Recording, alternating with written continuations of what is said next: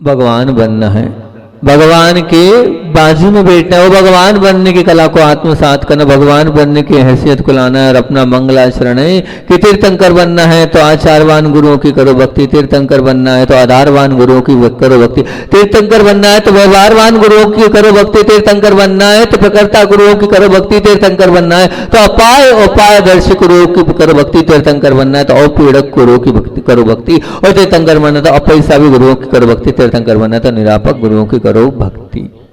ऐसे इस भक्ति के ऊपर अपनी काफी अच्छी चर्चा थी। मैंने 2 गुणों के विषय में आपको बताया था। एक अवपीड़क गुण, अगर कोई शिष्य भयवश अभिमानवश अपने दोषों का निवेदन नहीं करता है तो वो कुशल आचार्य होते हैं, वो समझाकर बुझाकर डांट कर डपट कर जैसे भी हो बस दोष निकला लेते हैं। सामने वाले के पेट में जो भी क्या है उसे निकाल पाना बहुत बड़ा कठिन काम होता है, लेकिन सचमुच में वो बड़ी अच्छी कला के साथ आचार्य भगवान उन सब में और उन सब दोषों को निकालने में निपुण होते हैं। ऐसे वो आचार्य भगवान होते हैं। और कहाँ तक अलग बात बोली थी, वो चोट शिष्य की खोट को दूर करने के लिए करुणा भाव से की जाती है। तो वो अगर कुछ चिल्लाते भी हैं, अगर कुछ डांटते भी हैं, अगर कुछ इस प्रकार से बोलते भी हैं तो वो चोट जो होती है वो खोट निकालने वाली चोट होती है। ऐसे वो अपीड़क आचार्य भगवान होते हैं। और दूसरा गुण आप लोगों के लिए बोला था अपरिश्रावी।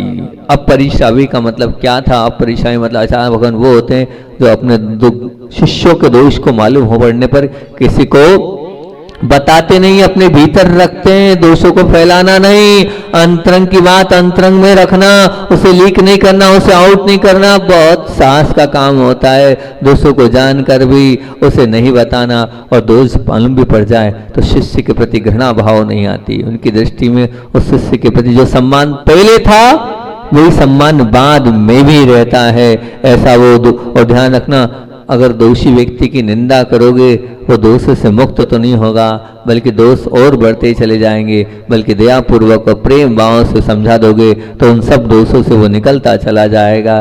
क्योंकि आपने एक बार बदनाम अगर कर दिया तो फिर जब बदनामी का सेहरा हमारे सिर पर बंध ही चुका है तो अब डरना क्या, किससे डरें और क्या डरें। इसलिए निडर मत बनाओ उसे, आप सबके बीच में जलील मत करो, सबके बीच में उसको पापी मत कहो, सबके बीच में उसके साथ जो है इस प्रकार का व्यवहार करके आप उसके पाप को और बढ़ावा देने वाला कार्य करते हो। अंतिम बिंदु अपना आचार्य भगवान की भक्ति पर रहेगा कि तीर्थंकर बनना है तो निरापक गुरुओं की करो भक्ति। ये निरापकपना क्या कहलाता है? आचार्य भगवान ने जो निरापक की उपाधि दी हैगी, वो उपाधि तो हालांकि किस लिए दी? संघ के संचालन में, संघ के संवर्धन में, और संघ को और भली भांति पूर्वक अच्छे से चलाने की अपेक्षा से, छोटे छोटे साधुओं को संभालने की अपेक्षा से वो निरापक पद दिया। लेकिन ये निरापक पद जो है वो आचार्य भगवान के लिए ही है। आचार्य भगवान के मतलब निरापकपना से तात्पर्य है कि जो अपने शिष्यों की समाधि में संलग्न होते हैं, समाधि में सहयोग करते हैं, समाधि को कराने में अपनी तन्मयता को दिखाते हैं, वो निरापकपना कहलाता है। और ये जो निरापकपना आचार्य पद की धरोहर के रूप में उनको मिलता है। और उसमें भी आपको बताएं कि हमारे गुरुजी तो सबसे पहले इसी परीक्षा में पास हुए, सबसे पहले इसी परीक्षा में उत्तीर्ण हुए हैं, और वो भी ऐसे वैसे उत्तीर्ण हुए, फर्स्ट डिवीजन में आए हैं पूज्य गुरुदेव आचार्य भगवान ने अपने गुरु ज्ञान सागर जी महाराज जी की सेवा वैयावृत्ति दिन रात मेहनत करके करिए। शारीरिक, मानसिक, वासनिक हर प्रकार से करके जो सेवा करिए, वो सेवा जो पूर्व की कथा को, पूर्व के इतिहास को याद दिलाते हैं। कहते हैं कि जैसे चंद्रगुप्त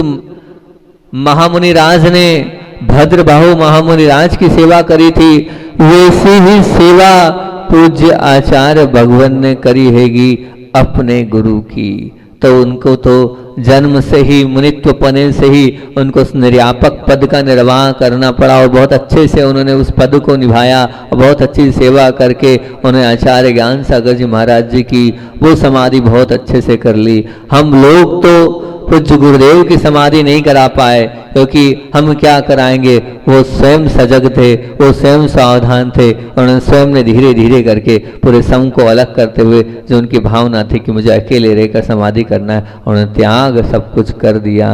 तब उनसे सुभाष जी बोलने गए थे, एक भैया जी हैं विनोद भैया, तो विनोद भैया जब उनके पास गए थे और वहाँ पर उन्होंने जो मुझे बताया वो बता रहा हूँ, आचार्य श्री पास डोंगरगढ़ में, आचार्य श्री जी आप जो है अपनी समाधि के लिए तैयार नहीं है। बोले डिंडोरा पीटू क्या मैं? आचार्य श्री के शब्द, डिंडोरा पीटू क्या मैं? मेरी प्रतिपल समाधि चल रही है। बोले मैंने मेरे कर्तव्य पूरे कर दिए हैं, मैंने सबको अपनी अपनी जिम्मेदारी सौंप दी है, और उन सब जिम्मेदारियों को सौंपने के बाद मैं निर्विकल्प हो चुका हूँ, मुझे कोई विकल्प नहीं, पल प्रतिपल मेरा समाधि मरण चल रहा है, उसे अन्यथा आप मत लेना। और मैंने आपको एक बहुत अच्छा पत्र सुनाया था आचार्य श्री जी का, और जो आचार्य श्री जी ने जो पत्र हम लोगों के लिए भेजे थे, उस पत्र में आचार्य श्री जी ने एक लाइन लिख दी थी, मैंने सब कुछ देना था दे दिया, अब मेरा समय बहुत कम बचा है, अब आप सबको अपना अपना कर्तव्यों का निर्वाह करना है। जो इस ग्रंथ में बहुत अच्छी अच्छी बातें, इन सब अच्छी बातों को अपने जीवन में उतारना। तो उन्होंने ये स्पष्ट कर दिया था कि अब मेरा कोई भरोसा नहीं है, अब जो है ये मेरी अंतिम बात मेरी आप लोगों तक पहुंच रही है, इसे स्वीकार करना। मतलब उनको पूरा पूरा अंदेशा, पूरा सब कुछ था कि अब जो है मैं स्वयं आगे अपने जीवन का समाधि मरण पूर्वक ही आगे अपने मरण को सुमरण को बनाना है। तो वो तैयारी उनकी थी, कर भी रहे थे। इसी प्रकार उपास के साथ पूज्य गुरुदेव ने सब कुछ त्याग करके अपने इन प्राणों का विसर्जन किया है। तो निश्चित रूप से वो समाधि तो बहुत अच्छी हुई थी। पूरा संग तो लगा था, ये कर लो, वो कर लो, आहार कर लो, ऐसा कर लो, वैसा कर लो, पूरी तैयारी थी। लेकिन उन्होंने बिना अन्न जल लिए अपने प्राणों का विसर्जन किया है, तो उत्कृष्ट समाधि तो निश्चित रूप से उनकी हुई हैगी। तो ऐसे उस समाधि में हमेशा संलग्न रहते हैं। जैसे घर में अपनों की जो आप सेवा तो कर्तव्य बनता है, क्योंकि हमारे माता पिता है, हमारे माता पिता की सेवा करना हमारा कर्तव्य है, हमारे माता पिता की सेवा करना हमारी जिम्मेदारी है। परंतु मोक्ष मार्ग में ये सेवा कर्तव्य और जिम्मेदारी से बढ़कर होती है। और मोक्ष मार्ग में की मंजिल तक जाने का ये रास्ता है, मोक्ष की सीढ़ी तक पहुंचने का ये क्या है, मार्ग है। आप उस मार्ग पे चल जाओगे तो बहुत अच्छी बात है। मैं तो इतना ही कहूँगा आप लोगों से कि अपने जीवन में बहुत ध्यान से, बहुत अच्छी बात बता रहा हूँ, अपने जीवन में एक ना एक समाधि में अपना सब कुछ लगा देना। वो समाधि करवाना तुम्हारे लिए भगवान बनने की टिकट दिलवाने का कार्य करेगी। निश्चित रूप से कहीं समाधि चल रही हो, अपने आप को समर्पित कर देना, उस समाधि में संलग्न हो जाना, उस समाधि में अपने आप को लगा देना, उसी में जुट जाना। उसी में लग जाओगे तो वो जो समाधि है आपकी, बहुत अच्छे से उस समाधि को आप करवा लोगे। तो समाधि में बहुत सारी चीज़ें देखने को, सुनने को, समझने को और अनुभव में आती है कि देखो अंत समय में क्या स्थिति बनती है, अंत समय में किस प्रकार के परिणाम होते हैं, अंत समय में अपने आप को संभालने के लिए हमें किस प्रकार से जागरूक रहना चाहिए। ये सब कुछ तब आएगा जब आप समाधि को देखोगे करीबी से, जब समाधि को। और नाना जीवा नाना भावा, आप जितने लोगों से और जितने लोगों की समाधि में जाओगे उतने अनुभव आपके बहुत अच्छे आते चले जाएंगे। बिल्कुल निश्चित ध्यान रखना। जैसे आपके जीवन का हर एक का लक्ष्य है, किसी का लक्ष्य है मुझे पैसे वाला बनना है, किसी का लक्ष्य है कि मुझे इंजीनियर बनना है। तो हमारे ऋषभ भैया बैठे, उनका लक्ष्य था हमें सीए बनना है। अब मुनि बनना है कि नहीं पता नहीं, उनको बनना है। तो ऐसे सबका अपने अपने लक्ष्य थे और है, बहुत अच्छी बात है। मैं आपसे एक लक्ष्य बोल रहा हूँ, बहुत अच्छा। अपनी समाधि का लक्ष्य तो आप रखती हो, लेकिन जीवन में एक समाधि मुझे कराना है, तन्मय सांसे, तन मन को लगाते हुए बिल्कुल विशुद्धि पूर्वक एक समाधि को कराऊंगा, ये लक्ष्य बनाओ कि कम से एक समाधि शुरू से आखिरी तक मेरे माध्यम से होगी। तो ये अगर आपने कर लिया तो अपने जीवन में आपने बहुत बड़ा कार्य कर लिया, ये मान के चलना है। कभी ऐसा कोई लक्ष्य बनाया है? किसने बनाया? कोई यहाँ इतने लोग हैं जिनने कहा सोचा हो कि मेरे जीवन का एक ऐसा होगा कि सब घर गृहस्थी को छोड़ दूंगा और 8-15 दिन महीने भर के लिए किसी समाधि का में पूरा सहयोग करूंगा, उनके आहार की व्यवस्था करूंगा, उनके निहार की व्यवस्था, उनके विहार की व्यवस्था, उनके लिए धर्म ध्यान के लिए पाठ आदि सुनाऊंगा, सब कुछ ऑब्जर्व करते रहूँगा, उनके परिणामों को संभालने का पूरा ध्यान रखूँगा। ये है एक पाटनी जी है, प्रेमचंद जी, हाँ पाटनी जी के नाम से प्रेमचंद जी, पाटनी है भरदा के, आपके बासा में भी आए थे, हमारे लिए बहुत संलग्न थे। जिस दिन से हमारी मतलब संघ से बाहर हुए उस दिन से हमारे भोजनशाला वही संभालते थे, चाहे रास्ते की भोजनशाला हो, अपनी खुद की गाड़ी, अपना खुद का सेटअप और पूरे आने जाने में इतने अच्छे से भोजन कराते थे, इतने अच्छे से भोजन कराते थे, पूरे उसके साथ वो पूरी व्यवस्था देखते। 10 लक्षण शिविर में अष्टानिका विधान में पहली बार ही बासा रहा जहाँ वो नहीं आए। जब यहाँ से बिहार होकर कुंडलपुर जा रहे थे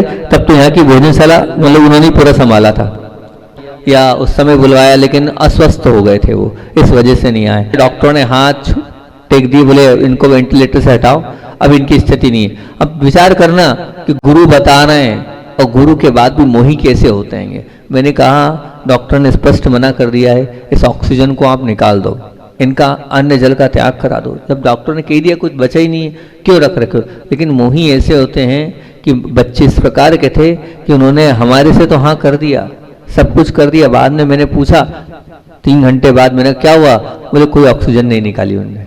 मतलब आप समझो तो सही, आप अपना क्या मोह कर रहे हो। 1 दिन 2 दिन 3 दिन आपने अगर मान लीजिए ज्यादा वो रह भी लिए संसार में तो होगा क्या।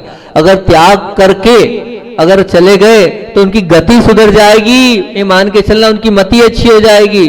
अब उन्होंने उनको बोल नहीं रहे थे तो मैंने यहाँ से बिल्कुल वो क्या आजकल चलता ना वीडियो कॉलिंग में मैंने कहा मेरी आवाज वहां तक पहुंच रही है तो आप आंख को हिलाओ, तो उन्होंने आंख को हिलाई।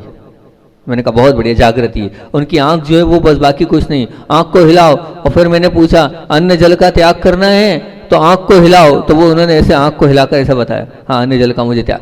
अब वो सहमति दे रहे हैं, पर घर वाले जो हैं ड्रिप्स के माध्यम से उनको वो दाल का पानी और जो पहुंचाना है वो उसके माध्यम से पहुंचा रहे हैं। क्या है ये, क्यों समाधि बिगाड़ रहे हो आप क्यों सामने वाले का जो है वो ये आपकी वैयावर्ती है, आपकी सेवा ही है, आपका वो नहीं है, राग है और ऐसा राग है आप रो के इस प्रकार से करो, गलत बात है। जब भी ऐसा समय आए गुरु की बात कभी नहीं टालना। अगर गुरु ने कह दिया है जो कहा है वो करना चाहिए, हमें अपना नहीं चलाना चाहिए। अब मोही है, नहीं कर रहे हैं, नहीं हटा रहे ऑक्सीजन, सब कुछ दे रहे हैं, तो वो उस जीव की तो भावना है मेरा कल्याण हो, लेकिन अब आप कल्याण करना नहीं चाह रहे। तो जब भी ऐसी स्थिति बने तो आप घर में रहकर आप नियापक बन जाना और भला करने का प्रयास करना, पूछना बार बार कि क्या भूख है, प्यास है, कैसी इच्छा है, किस प्रकार की इच्छा है, उस प्रकार से अगर आप कर लोगे तो बहुत अच्छी बात होगी। क्योंकि ये गुण जो, जैसे मैंने कहा आप अपना एक लक्ष्य बना लेना, तो यही लक्ष्य बना लेना कि मैं अपने परिवार में माता पिता की समाधि करूंगा, दादा दादी की समाधि करूंगा, जो और लोग उनकी समाधि करूंगा, पर पूरी समाधि में संलग्न हुआ, उनका सहयोग करूंगा, उनको बार बार मोटिवेट करूंगा कि मरण समाधि मरण का रखना। वो तो अपनी तो करना है, हम अपनी समाधि देख नहीं पाएंगे, हाँ अपनी समाधि नहीं करा पाएंगे। मैं समाधि कराने की बात कर रहा हूं, करने की बात नहीं कर रहा हूं। ये जितने लोग बैठे सब यही कहेंगे मेरा सुमरण हो, ये तो हर एक का लक्ष्य है। कोई ऐसा नहीं जिसका लक्ष्य नहीं हो कि मेरा सुमरण ना हो। हर व्यक्ति चाहता है भगवान का नाम लेते लेते मेरा मरण हो। ये तो हर चाहते कि नहीं, बोलो तो सबके मन में ये धारणा है ना। लेकिन किसी की धारणा ये कि मैं समाधि कराऊं, इस कराने के पीछे कोई तैयार नहीं है कि मैं किसी न किसी के साथ अपने आप को सहयोगी बनूं, तो बहुत अच्छी बात होगी। ये गुण तो आचार्य भगवान पर हमें भी अपनी मतलब समाधि में क्या क्या करना है उसका बोध जब हो पाएगा, जब हम स्वयं निर्वापक बनकर करीबी समाधि दिखें। और कुछ लोगों को तो अपने लक्ष्य मतलब उन्होंने अपने जीवन का लक्ष्य बनाया है हमेशा समाधि करना। क्योंकि देखो जो लोग अच्छे होते हैं और जब प्रकरण निरापक पद का चल रहा है और प्रकरण समाधि का चल रहा है, उन लोगों को याद करना चाहिए। उन लोगों को याद करके कहना चाहिए कि वेरी गुड, बहुत अच्छा कर रहे हो आप साधुवाद के पात्र हो। तो मैं आपको नाम बताता हूं, एक किरण दीदी गोदरे है जो कुंडलपुर में अधिकतर समय रहती हैं और सागर की रहने वाली हैं। वो मैंने देखा अभी 80-90 समाधि 100 समाधि करा चुकी है अपने जीवन काल में वो। और आचार्य श्री भी देखो क्या है, आचार्य भगवान अस्वस्थ थे डोंगरगढ़ में, एक समाधि करानी थी तो वो समाधि कराने के लिए आचार्य ने डोंगरगढ़ में उनको बोला आपको यहाँ नहीं रहना है, कहाँ जाना है? अस्वस्थ गुरुदेव, वो कहा आपको सीधे शिखर जी जाना है, और शिखर जी में वहाँ समाधि चल रही, उस समाधि को कराना है। बहुत सारी समाधियाँ दीदी ने कराई है, उनको इतना अनुभव है, वो किस प्रकार से संबोधन देती है, किस प्रकार से वो किस आहार निहार विहार की व्यवस्था करती है, वास्तविकता में मानना पड़ेगा ये स्वाध्याय का फल है। निश्चित ऐसे मौके मिले संबोधन करने जाना, घंटे 2 घंटे देना, जितना दे सकते हो उतना देना, लेकिन अपने आप को समर्पित कर देना। ये कार्य बहुत अनोखा कार्य, पूज्य गुरुदेव के नाम के आगे समाधि सम्राट लगता है, लगा है अगर आपने देखा है, क्योंकि समाधि सम्राट कोई छोटी मोटी उपाधि नहीं है। उन्होंने बहुत समाधियां कराई है अपने जीवन, जितनी समाधियां पूज्य गुरुदेव ने कराई है आज तक मैं नहीं मानता कि किसी साधु ने, किसी गुरु ने, किसी आचार्य भगवान ने करी है। उन्होंने इस निर्यापक पद को पूरी तरीके से निर्वाह किया है, पूरा उसको अपने जीवन में उतारा है। विदिशा में देखो, नेमावर में देखो, खजुराहो में देखो, 5 समाधियां खजुराहो में हुई थी, नेमावर में 8-10 समाधियां, मेरे सामने 30, 40, 50 समाधियां अभी हो गई। कितनी सैकड़ों समाधियां गुरुदेव ने कराई है, और किस वस्तु को किस प्रकार से क्रम से देना है, कब त्याग कराना है, कितनी मात्रा में देना है, उसका पूरा परिज्ञान रखते थे वो। बिल्कुल कहाँ कैसा, जनेन्द्र वर्णी की समाधि शिखर जी में कराई, तब उन्होंने कहा था कि आचार्य भगवान मुझे सोच नहीं होती, गोली लेना ही पड़ेगा, आप गोली का त्याग मत कराओ। तो आचार्य ने कहा था विश्वास रखो सब कुछ हो जाएगा। बोले कैसे होगा, होता ही नहीं तो मैं कैसे मानूं? तो उन्होंने कहा कि देखो आपने हमें समर्पित कर दिया ना, अब क्या खाना है, क्या पीना है, और क्या देना है और क्या लेना है वो हमारा मैटर है, आपका मैटर नहीं। अब आप इस विषय को लेकर कुछ नहीं बोला, ठीक है आचार्य जी। क्योंकि जो ज़्यादा ज्ञानी होता है ना वो अपने ज्ञान को तो बताता है। जिनेन्द्र वर्णी जिन्हें जिनेन्द्र सिद्धांत कोश इतने बड़े 4 ग्रह को वो इतना बड़ा महाभंडार लिखा है, तो निश्चित मान के चलना वो ज्ञानी थे। लेकिन उन्होंने कहा ठीक है आज के बाद त्याग करता हूँ, मैं कुछ नहीं बोलूँगा। अब ठंडी गर्म पट्टी होती है एक प्राकृतिक चिकित्सा, जिसमें 2 मिनट ठंडी 3 मिनट गर्म पट्टी। आचार्य श्री जी ने अपने सामने रखी, वो 3 मिनट 2 मिनट ठंडी गर्म पट्टी कराई, ठंडी गर्म पट्टी कराई। ठंडी गर्म पट्टी कराने के बाद उन्होंने बोला अब विकल्प नहीं करो, ये ठंडी गर्म पट्टी हमने कर दी, सब ठीक हो जाएगा। अब मानना कि ठीक क्या हो जाएगा, ठीक ही हो गया। उनको अपने जीवन काल में कभी भी बिना औषधि के कब्ज की जितनी गोलियां लेते तब सोच होती थी। वो ठंडी गर्म पट्टी करी, आधे घंटे बाद आए, बोले पहली बार ऐसा लगा मुझे कि वास्तविकता में मैं स्वस्थ हूँ, अपने आप सहज भाव से इस प्रकार से मेरा सब कुछ हो गया। तो आचार्य ने कहा बस विश्वास रखना। बोले नहीं अब तो पूरा पक्का विश्वास हो गया, अब थोड़ा बहुत संदेह था वो भी नहीं रहा, अब अपने आप अच्छा होता चले जाएगा। क्योंकि जब विश्वास गुरु का के प्रति होता है तो निश्चित रूप से सब अपने आप होता चला जाता होता है। विश्वास अंदर से होना चाहिए, इतनी अंदर से आस्था अगर होगी तो ही तो हो पाएगा, नहीं तो कैसे हो पाएगा। आचार्य श्री जी के पास मैं एक बात बोलूं कि ये सब कुछ था पर एक चीज नहीं थी। गुरुदेव के पास सब कुछ था, मतलब सब कुछ से मतलब क्या, शिष्यों की भीड़ थी, ठीक है ना, ख्याति पूजा सब कुछ था, पूरे दुनिया में तो उनका नाम था ही था, हर वक्त हर चीज थी उनका। लेकिन एक चीज नहीं थी उनके पास, उसकी कमी हमेशा थी उनका, वो था समय। उनके पास क्या नहीं था, समय नहीं था। और उस समय नहीं होने पर भी, क्योंकि मैं उस चीज को जानता हूं कि सैकड़ों की लाइन लगी है, और सैकड़ों की लाइन में वो कितनी जल्दी निपटे, चलो ठीक दूसरा, चलो ठीक तीसरा, चलो ठीक चौथा। हमारे पास तो बहुत कम भीड़ रहती है, इतनी कुछ है ही नहीं, ना के बराबर भीड़ है। उसमें भी आप लोग कहते हो महाराज जी भीड़ रहती, समय नहीं मिलता। वहाँ धक्का खाने के बाद भी समय गुरुजी इस प्रकार से मैनेज करते थे। अब सोचना कि समय नहीं था, बड़े बड़े लोग भी चक्कर वहाँ पर खड़े रहना पड़ता था उनको भी, चाहे पाटनी जी हो, चाहे प्रभात जी हो, चाहे प्रशांत जी हो, वो भी खड़े रहते थे दरवाजे पर। अब उतने उसमें भी वो अपना समय, अगर संलेखने वाला आता था तो सबको छोड़ के संलेखना वालों को 15-15 मिनट, 20-20 मिनट, 25-25 मिनट पूज्य गुरुदेव का वो उद्बोधन होता था। क्या है विचार करना, जो इतना बिजी व्यक्तित्व का धनी है वो भी किस प्रकार से अपने समय को संलेखना वालों को लिए दे रहा है। बिल्कुल उसी प्रकार से हर एक चीज का ऑब्जर्वेशन, लघु शंका, सोच, क्या खाया, क्या पिया, कितनी मात्रा, कैसा, सब ऑब्जर्वेशन पूज्य गुरुदेव का होता था। नींद कितनी आई पूछते थे, क्यों नींद आई नहीं आई, ये सब उनका वो होता था। बस गुरुजी से उससे पूछते थे, हाँ देखना ध्यान रखना, अंदर वही जा पाएगा जो सोले के कपड़े में प्रवेश करेगा, बिना सोले वाला अंदर प्रवेश नहीं कर सकता है। वहाँ अंदर जाना है सोले के कपड़े में प्रवेश करो, और घर परिवार वालों को नहीं जाना है। बोले घर परिवार वाले दूसरे की समाधि कराएंगे, ठीक है ना, उनको देखकर मोह जागेगा। घर परिवार वालों को आजू बाजू में नहीं रखते, जब तो वो हरदा वालों की समाधि बिगड़ रही है। घर परिवार वाले आजू बाजू में हमारे पास ले आते तो हम कर लेते, लेकिन नहीं, वो वहीं है। तो घर परिवार वालों को नहीं, गिनती के लोगों का प्रवेश। आप अंदर है तो इतने ही लोग अंदर जा पाएंगे। और प्रतिदिन क्या आत्मिक संबोधन पूज्य गुरुदेव हमेशा देते थे। इस प्रकार का आत्मिक संबोधन देते थे हमेशा, कि क्या कैसे क्या आत्मा होती है, आत्मा का बोध कराते थे। भूख का भी पूछते थे। चरण, अब कभी कभी तो ऐसा होता था चरण स्पर्श करना है, हाँ करना है, अपने पाँव को ऊंचा कर लेते थे, अपने पाँवों को ऊंचा कर लेते थे, झुकना ना पड़े, लेटे लेटे वो कर ले। इस प्रकार से वो स्थिति करते थे ताकि अच्छे से चरण वो जो है वो साधक अपने चरण पकड़ स्पर्श कर ले। अच्छा चरण धुलवाना है क्या, ऐसा पूछते थे, चरण धुलवाना है, लाओ लाओ लाओ चरण धुलवाओ। अब कई बार लो हमारे कमंडल का पानी ले लो, ये लो, चरण धुलवाते थे ताकि प्रोत्साहन मिल जाए। ये वात्सल्य कहलाता है। अर्घ चढ़ाना है, लाओ अर्घ लेके आओ। हमने देखा है उनको, उनका वात्सल्य कैसे वो अर्घ चढ़वाते थे। हाँ बोलो बोलो अर्घ बोलो, सब लोग बोलो भैया, फिर वो अर्घ हाथ लगा दिया। हाँ, ये ऐसा इस प्रकार से देते थे, इतना वात्सल्य देते थे। और हंसी में बोलते थे, देव बन जाओगे तो भूलना मत, ध्यान रखना, आ जाना हमारे पास।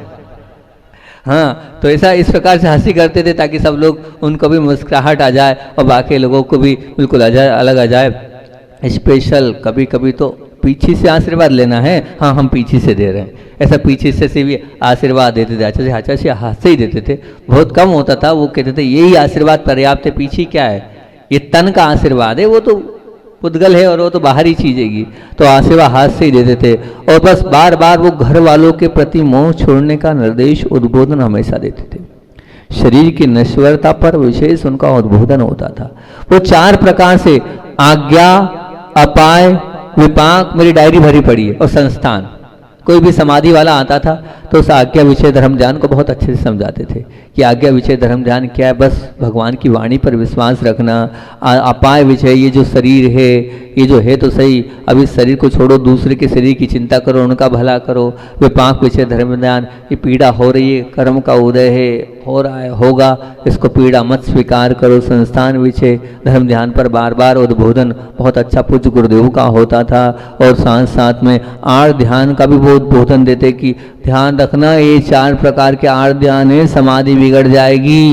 इष्ट वियोग, अनिष्ट संयोग, पीड़ा, चिंता, निदान, बहुत अच्छा बोलते थे इष्ट वियोग पर कि अब सब जाने वाले हैं, लेकिन ये छोड़ो, किसी को याद तो नहीं कर रहे हो, अगर याद कर रहे हो तो ठीक नहीं है। अनिष्ट संयोग, अब मान लीजिए नहीं चाह रहे हो और वो मिल रहा है तो उसका भी वो संबोधन देते थे, यही मिलता है, का नाम ही ये है। अच्छा सी कहते समाधि मतलब इष्ट वियोग, अनिष्ट संयोग, इसको समाधि कहते हैं। अब ये समाधि में दोनों मिलेगा, इसमें आड़ ध्यान मत करना, अगर आड़ ध्यान कर लिया तो गए, कोई मतलब नहीं निकलेगा तुम्हारे से। तो फिर वो दूसरा अच्छा है जो अस्पताल में है, तो पीड़ा का विकल्प नहीं करना, निदान नहीं करना, मुझे यहाँ जाना है, मुझे वहाँ जाना है, मुझे तो भगवान बनना है और भगवान के बाजू में बैठना है। बस इतनी भावनाओं को अपनी प्रबल रखना। और साथ साथ में आचार्य की कुछ गाथाएं बहुत अच्छी थी। न मे मृत्यु को तो भीति, न मे व्याधि को तो व्यथा, न बालो वृद्धो न हम बालो न वृद्धो हम। ये गाथाएं गुरुदेव बार बार बोलते थे। मतलब क्या, न मैं मृत्यु को तो भीति, मेरी मृत्यु कहाँ होती, न मैं मृत्यु को तो भीति, न मैं मृत्यु को तो भीति, न मैं बालो वृद्धो हम, न मैं बालक हूँ न मैं वृद्ध हूँ, मेरी आत्मा तो अजर अमर है। इस प्रकार की गाथाओं के माध्यम से उद्बोधन और संबोधन देते थे। एक और गाथा गुरुदेव की थी, दुख संदोह भागी त्वं संयोगादि देहि जाम तजामेनम ततः सर्वम मनोवच काय कर्म भी। मतलब दुख संदोह भागी संयोग, ये जितने संयोग है दुख के देने वाले हैं, इसलिए संयोग का विचार छोड़ दो। दुख हमेशा, संयोग हमेशा दुख ही देता है, इसलिए अगर तुम्हें सुख चाहिए तो इन संयोगों का विचार छोड़ो, अपने वालों का विचार छोड़ो, अपने वालों की भाव, अपने इनका उनका सब अगर सोचोगे तो अपना कल्याण तुम नहीं कर पाओगे। सबको छोड़े। गाथाओं के माध्यम से कुछ ना कुछ उद्बोधन होता था कि 12 भावनाओं की, उन 12 भावनाओं की लाइन गुनगुनाते थे और वो बोलते थे, बार बार कहते थे, क्या कहते थे, 12 भावनाओं की जो गुरुदेव की लाइन थी ये जो मैंने आपको पहले भी बताई थी कि ना वो लाइनें कौन सी की, लाइन ही स्लिप हो रही दिमाग से, 12 भावनाएं की जो पूज्य गुरुदेव की हैगी, अभी तो बताता हूँ। और फिर उसके बाद पूरी की पूरी जो 12 भावनाएं, थोड़ा थोड़ा अनित्य भावना, अश्रण भावना, सबकी वो वहाँ पर पूरा पूरा, हाँ, जहाँ देह अपनी नहीं वहाँ ना अपना कोई, ये वाली लाइन पूज्य गुरुदेव बार बार हर एक समाधि वाले को जरूर सुनाते थे और वो खुद भी इसको बार बार गुनाते थे। जहाँ देह अपनी नहीं वहाँ ना अपना कोई, घर संपत्ति पर प्रकट है, पर है परिजन लोय। और साथ साथ में समाधि मरण की कुछ लाइनें पूज्य गुरुदेव की थी, उनको भी बनाने थे, बार बार कहते थे। अब जो है पूरा मंत्र याद नहीं होगा तो क्या करना है, अरिहंत सिद्ध, अरिहंत सिद्ध, अरिहंत सिद्ध, नहीं तो बोले ओम नमः सिद्ध देविया।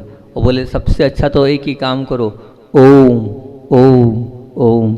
आचार्य श्री का वो जो पत्र आया था, उस पत्र में भी उन्होंने जो हम लोगों के लिए भेजा था अंतिम संदेश, उसमें ओम को बहुत बोला गुरुदेव ने कि ओम की साधना रखना, ओम को हमेशा अपने जीवन में रखना, इस ओम के माध्यम से कल्याण होगा। तो ऐसे ओम ओम ओम ओम का उच्चारण करते थे, उच्चारण करना बताते थे, उच्चारण के लिए प्रोत्साहित करते थे। और फिर जैसे मान लीजिए कोई तकलीफ होती है तो आचार्य श्री जी जैसे उस दिन कहा था ना, क्या ठंड लग रही है, कुछ ऐसा होगा, जय हो जय हो जय हो, बस बोले जय हो बोलना।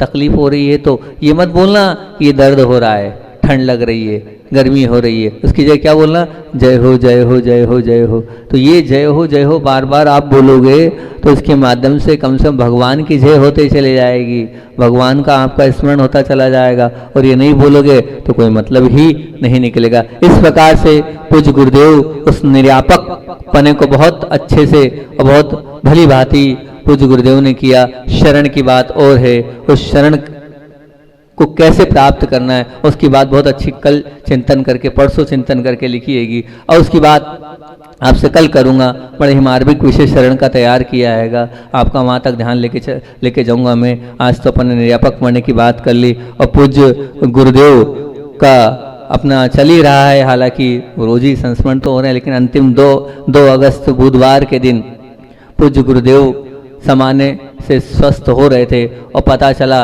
कि अशोक जी वैद्य आने वाले हैं। और अशोक जी वैद्य आ भी गए रात को 8 बजे। अशोक जी ने पूरा पैर देखा, देखने के बाद यही बोले बहुत अच्छा, बहुत कुछ सुधार की ओर है, प्रसन्नता है मुझे इस पैर को देख कर के आपने बहुत जल्दी इन सबको ठीक कर लिया। और पूज्य गुरुदेव का वो मैं आपको उपचार बता देता हूँ, जो उपचार आप ध्यान रखना, हर्पिस कभी भी किसी को हो तो इस उपचार को करना। एक उपचार वो जो था हल्दी गरम करके, और हल्दी गरम करके और उसको उबालना, और उबालने के बाद अच्छा शुद्ध कपड़ा लेना और शुद्ध कपड़े को डुबाना और उसके बाद उसकी सिकाई करना। एक उपचार तो ये।